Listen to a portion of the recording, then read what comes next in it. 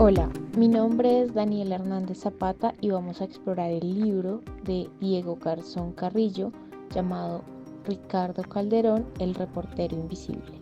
Bienvenidas y bienvenidos. Ricardo Calderón, nombre conocido por corruptos y delincuentes, reconocido por su trabajo de investigación periodística con más de 30 premios nacionales e internacionales, pero como bien se titula en el libro, el reportero invisible entra al público. Quizá el nombre Ricardo Calderón Villegas a usted no le genere una imagen definida de una persona, pero le aseguro que al final del podcast usted podrá saberlo y quizá reconocerlo, decir, claro, ese mismo. Este libro comienza por el fin, que es el libro en sí mismo. Diego Garzón Carrillo, colega de Ricardo, logró su publicación en 2022 con la editorial Planeta. Después de 2 años escuchando como amigo las travesías de cada una de las investigaciones de Ricardo, siempre tan extraordinariamente peligrosas que reiteradamente Diego manifestaba su idea en palabras, todo lo que usted me cuenta da para un libro, fue en algún momento cuando decidió materializarlo. Por eso empezó a recapitular y escribir las historias, las anécdotas, las amenazas o atentados que aparecían con cada investigación. Ricardo Calderón Villegas nació en Bogotá. En esos primeros instantes de vida en este mundo, un error del médico al extraerlo del vientre de su madre le dejó una marca de por vida. La que en el colegio fue motivo de bullying, el cabeza de huevo, en su adultez ha sido su forma de identificarse cuando es necesario salir del anonimato. Ricardo, un hombre delgado, alto y calvo según su propia descripción, que en palabras simples no representa un hombre que atemorice, muy a diferencia de su trabajo, que ha resultado un peligro inminente para organizaciones corruptas y delictivas integradas por políticos, militares, paramilitares, narcotraficantes, guerrilleros y todo aquel que dependía o hizo fortuna a través del negocio de la guerra. Periodista por accidente es el capítulo 4. Ricardo en su infancia jugaba a ser policía, como su papá.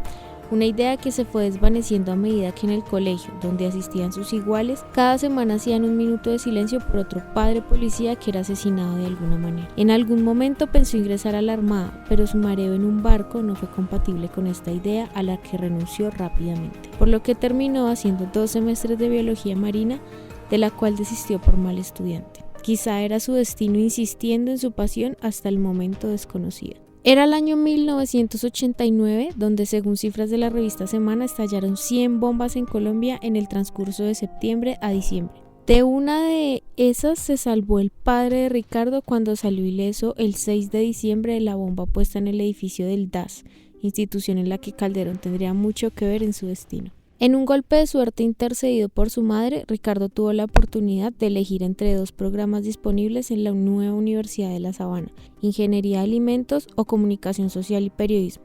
Él eligió esta última sin fundamentar mucho su decisión. Inició su carrera periodística en Revista Semana, un influyente medio del momento y el sueño de todo periodista. Allí, sus primeros pasos fueron como practicante escribiendo sobre deportes, tema del que no sabía mucho, pero ahí estaba su destino, imponiéndose cada vez más.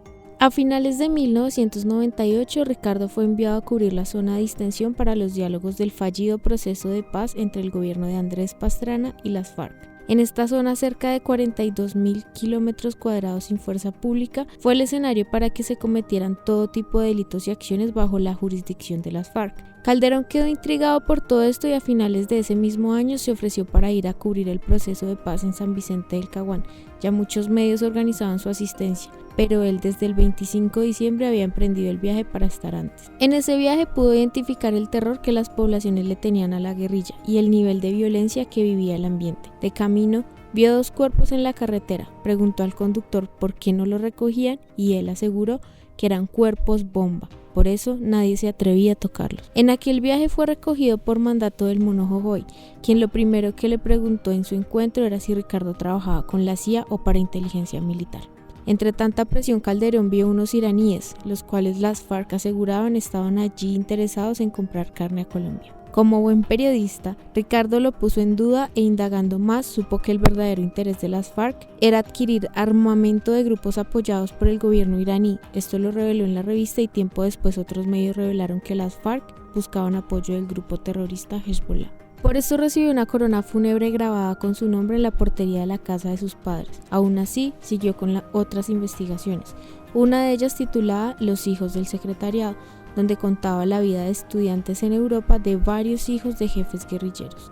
En el 2000 tuvo que cubrir una masacre perpetrada por un grupo de al menos 70 paramilitares que aseguraban que personas de esa población de Nueva Venecia Magdalena ayudaban al ELN.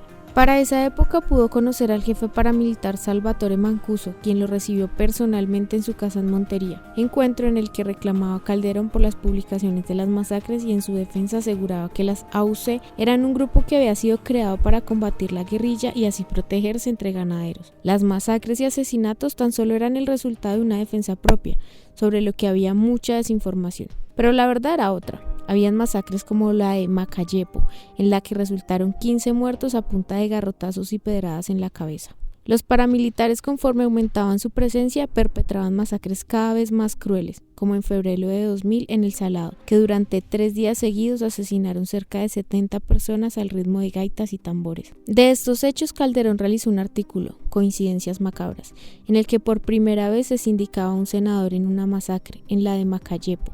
Condenado a 40 años de prisión por ser el actor intelectual de la masacre junto con otros delitos que cometió conforme a sus vínculos con los paramilitares, esta investigación solo fue la punta del iceberg, como dice Carrillo, de la relación entre paramilitares y políticos, la parapolítica, que no solo vinculó políticos sino jueces y magistrados, como en el conocido Pacto de Ralito, un acuerdo firmado por más de 50 políticos en cargos parlamentarios de alcaldías y consejos de todo el país con líderes paramilitares con el fin de refundar la patria. Las investigaciones de Ricardo Calderón avanzaban más rápido y de manera más eficiente que las de la Fiscalía, además que se empezaba a revelar también las infiltraciones de miembros del DAS. El capítulo 8 desarrolla esta relación entre el DAS y los paras, en medio del surgimiento de un proceso de desmovilización que se adelantaba con el gobierno del entonces presidente Álvaro Uribe Vélez, denominado el Acuerdo de Santa Fe de Ralito, formalizado el 15 de julio de 2003. Por este motivo, Calderón empezó a asistir al lugar para tomarle el pulso al proceso de desmovilización y a sus diferentes actores, en los que se encontraban detractores del proceso, paramilitares puros que solo querían combatir la guerrilla y otros tantos narcotraficantes pura sangre que planeaban estratégicamente camuflarse entre el paramilitarismo para evitar la extradición y obtener otros beneficios que otorgaba la desmovilización. Calderón tituló su investigación como Santa Fe de Relajito, en la que se dejaba en evidencia cómo la sede de los diálogos se convirtió en una zona de diversión y negocios que incluía el pago por mujeres, muchas veces jóvenes que incursionaban en el modelaje, negocios de narcotráfico y la práctica de deportes de élite como el aeromodelismo. Este proceso de paz fue incompleto, lleno de apuros y vacíos, en el que se desmovilizaron más de 30.000 hombres, de los que se estima que menos de la mitad eran realmente combatientes. Nada terminó ahí. En 2006 recibió una llamada desde la Casa de Nariño. El entonces ministro de Defensa Juan Manuel Santos lo llamaba para preguntarle personalmente si la fuente primaria del artículo publicado esa mañana en la revista Semana y titulado Te llamo desde la prisión había sido el recién ascendido general Óscar Naranjo. La sensación que causó la publicación fue porque revelaba que las actividades delictivas de los paramilitares presos no fueron interrumpidas por su encarcelamiento. Quedó en evidencia el descontrol infrenable que se vivía en la cárcel de Itagüí. Cuando una investigación parecía finalizarse era cuando se abría una puerta más grande con revelaciones más contundentes que ataba cabos sueltos. Poco después del escándalo de Santa Fe de Relajito llegó un correo que prometía tener información sobre interceptaciones ilegales por parte de un organismo de inteligencia. Podría ser una trampa, pero sin embargo Calderón respondió con un "me interesa". La paciencia es el primer mandamiento de una investigación. El autor del correo, después de incontables encuentros, le había entregado a Calderón cerca de 8.000 horas de audios y otro poco de transcripciones como prueba de las interceptaciones que sus jefes ordenaban y en las que se exponían los movimientos de los paramilitares durante el proceso de Santa Fe de Ralito y todo lo que se planeaba desde la cárcel de Itagüí, la organización de negocios ilegales como narcotráfico, extorsión, compra de armamento o el desenterrar los fusiles que no habían sido entregados en las desmovilizaciones. Los paramilitares ponían el orden en la cárcel, motivo de queja de la directora del penal que estaba inconforme con ese actuar. Te llamo desde la prisión, fue negada y señalada por el entonces presidente Uribe, quien aseguró en medios nacionales que el periodista estaba siendo financiado por la mafia para afectar el proceso de paz con los paramilitares. Al tiempo se retractó y más adelante informó públicamente la extradición de 12 jefes paramilitares de las AUC que, según su evidencia, seguían delinquiendo e incumpliendo los acuerdos, es decir, reafirmando todo lo que Calderón había denunciado casi un año atrás. En el periodismo de investigación los temas nunca tienen un punto final. Cuando se siente que se cierra un capítulo, se abre otro. Y así pasó. Las denuncias de parapolítica que había publicado Calderón tenían en una relación tensionante a la Corte Suprema de Justicia con el gobierno. El capítulo 11, titulado La Casa de Nari y los falsos testigos, narran varios episodios en los que Calderón investigó mediante fuentes, audios y documentos que lo llevaron a concluir que la visita de un paramilitar conocido como alias Job a la Casa de Nariño era precisamente conforme a un plan que se cocinaba a manos de Don Berna para desmeritar a la Corte Suprema, consiguiendo falsos testimonios y haciendo todo un montaje. Pero lo que nuevamente parecía un punto final tan solo sería una coma, porque con todo esto Calderón notó que el DAS estaba haciendo seguimientos e interceptaciones ilegales a magistrados, periodistas y políticos de oposición. El patrón que Diego Garzón Carrillo notó de su colega Ricardo Calderón es que este último nunca abandonaba una historia. Siempre con gran cautela permanecía en ellas, encontrando siempre más cabos para unir. Muestra de ello fue la historia del DAS, a la cual Calderón le dedicó más de 7 años en investigaciones que resultaron en el fin mismo de la institución de inteligencia, firmado por el presidente Juan Manuel Santos en octubre de 2011. Calderón publicó 148 artículos y pasó de pesar 58 kilos a pesar 38. Sus investigaciones pusieron al DAS contra las cuerdas, revelando decenas de malas prácticas en la institución que dejó de ser un servicio de inteligencia para la nación a ser un servicio de persecución privada del gobierno para militares y narcotraficantes que utilizaban los servicios de inteligencia con intereses personales. Otro de los puntos de giro partió el olfato periodístico de Ricardo,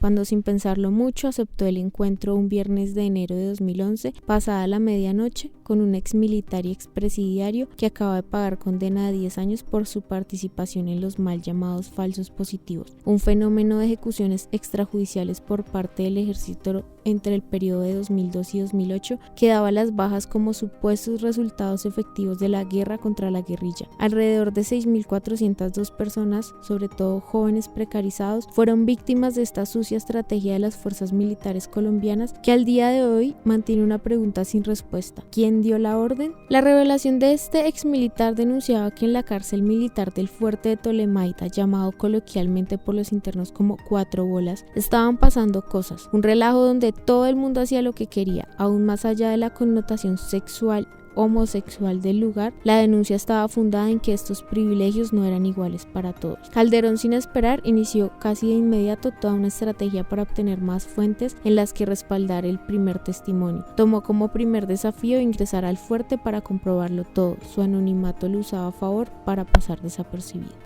Logró ingresar, contrastar fuentes, tomar fotografías y de inmediato pasó a estar en la mira de aquellos enemigos de esa verdad revelada. El título del capítulo es en honor a la investigación de Calderón publicada en abril de 2011 en Semana, Tolemaida Resorts, porque lejos de ser una cárcel de justicia penal militar, era un hotel 5 estrellas con los más grandes privilegios que gozaban los militares condenados por las más graves violaciones a derechos humanos. Esta fue la llave maestra para abrir más puertas que revelaban que el desorden y descontrol allí era más grande. 2 años después del escándalo que causó Tolemaida Resorts, que provocó cambios en la seguridad, el derrumbe de las cabañas o el fin de algunos negocios de los presidiarios privilegiados, hubo una segunda publicación, Tolemaida Tours, contactado por una mujer llamada Esperanza, quien aseguraba que después del primer escándalo las cosas no cambiaron del todo en Tolemaida. El motivo de su denuncia era su propio esposo, quien viajaba entre Melgar, Ibagué y Bogotá, disfrutando aún de su sueldo y de permisos irregulares para visitar a cada una de sus 2 familias en fechas especiales y festividades. Era el caso de muchos militares, a pesar de estar condenados, no habían recibido la baja y conservaban sus cédulas militares con las que burlaban y manipulaban la guardia del fuerte, ejercida normalmente por soldados o suboficiales. Calderón tenía que ser inteligente para no ser utilizado en medio de esa venganza de desamor. Pero la mujer sí decía la verdad, lo comprobó su investigación. Con las coordenadas del sargento brindadas por la mujer, le siguió sus pasos hacia Ibagué y en otra ocasión en Bogotá, siendo testigo del fin verdadero de los permisos irregulares que tenían los militares condenados. Su boleta a la libertad era utilizada para ir de compras, asistir a prostíbulos y bares, bautizos y primeras comuniones y todo tipo de tour que les daba material fotográfico suficiente para presumir una vida libre en las redes sociales. Perfiles a los que Calderón llegó y le sirvieron como material probatorio en su investigación, que al ser publicada destapó otro enorme escándalo. El gobierno optó por el cierre definitivo del centro penitenciario, ejerció destituciones e investigaciones a coroneles y oficiales y trasladó a los presos a diferentes cárceles del país. Calderón estaba acostumbrado a llevar su vida de una manera normal, aun cuando cada publicación traía consigo un mar de amenazas y persecuciones. No le gusta atenderlas ni someterse al pánico. Esto no lograba detener sus investigaciones, para las cuales empezaba a tomar medidas de precaución que se quedaban cada vez más cortas. Muy poco tiempo después de Ptolemaida Tours, Esperanza volvió a contactar a Calderón con la premisa de que tenía más información. Para obtenerla aceptó el primer encuentro propuesto por ella en Ibagué, pero nunca llegó y de camino a Bogotá, Ricardo fue víctima de un atentado. De un carro dispararon en 6 ocasiones seguidas. Tan rápido fue que sentía que la adrenalina no le dejaba sentir aún las heridas, pero en realidad no recibió ningún impacto en su cuerpo. Esto, como siempre, encendía las alarmas sobre su seguridad, pero era que pasara poco tiempo y él ya regresaba a su rutina, la de meterse en la boca del lobo. El capítulo Aprender de los errores sí que es muestra fiel de esto, cuando Ricardo propuso en el consejo de redacción comprar un arma en el mercado negro para demostrar lo fácil que era adquirirla aunque fuera ilegal. En medio de advertencias y precauciones, el periodista se volvió actor y cuando creía que estaba infiltrándose y acercándose a los traficantes que parecían tener vínculos con el ejército y la policía, él estaba siendo blanco de un plan para ser asesinado. Esto fue informado directamente por el entonces director de inteligencia de la policía, el coronel Óscar Naranjo, quien ordenó que detuvieran la supuesta compra. Tuvo que abordar su misión, rápidamente asumiendo otra, la de encontrar un supuesto vehículo que supuestamente salía en las noches desde la casa de Nariño hacia el desaparecido Cartucho, una zona de tolerancia en Bogotá donde le disparaban a los habitantes de calle de manera indiscriminada desde ese vehículo. Ricardo quería indagar sobre ello y comprobar si era una práctica de limpieza social. Lo que consiguió fue una manera dolorosa de aprender a cuidarse más, pues un habitante de calle lo atacó y como pudo salió corriendo, asumiendo una cantidad de puntos en la herida provocada por una botella. Hechos que muestran la determinación, pero sobre todo el compromiso del periodista con sus investigaciones. La corrupción en el ejército y la extralimitación de la inteligencia militar son temas que Ricardo nunca soltó. Por eso llegamos al capítulo 16, Sala Gris, Andrómeda y los negocios del ejército. Este recopila el resultado de diferentes investigaciones del periodista que demostraron que el ejército tenía empresas fachada que utilizaba como centro de espionaje, pero también de reclutamiento de talentos en programación para poder hackear de manera efectiva sin que se vinculara directamente a las fuerzas militares, las que en algún momento manifestaron su descontento con las investigaciones, considerándolas un ataque directo a la institución que beneficiaban al terrorismo, pero la realidad es que pasaban irregularidades constantemente que era imposible no denunciar y descubrir cada vez más aristas. El penúltimo capítulo, llamado Operación Silencio y las ovejas negras, también es de película.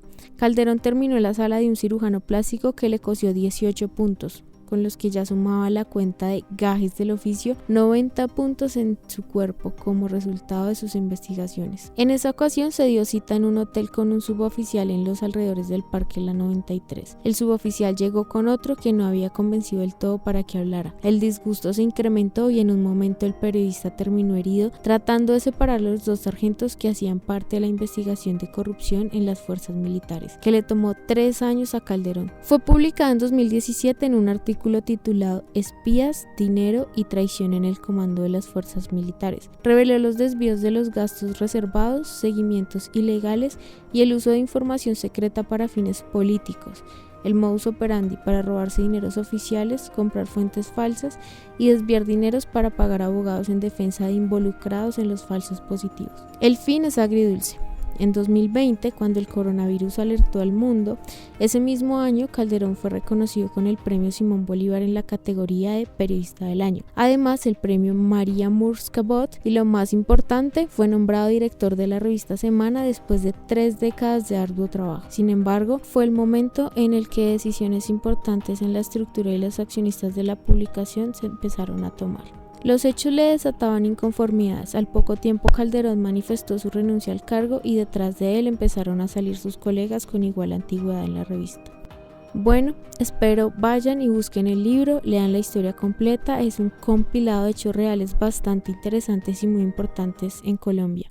una oda al trabajo periodístico, un manual rápido para principiantes en el periodismo, una muestra de que el trabajo periodístico y de investigación sí puede ser ético y responsable y que el periodismo en sí mismo es un servicio social.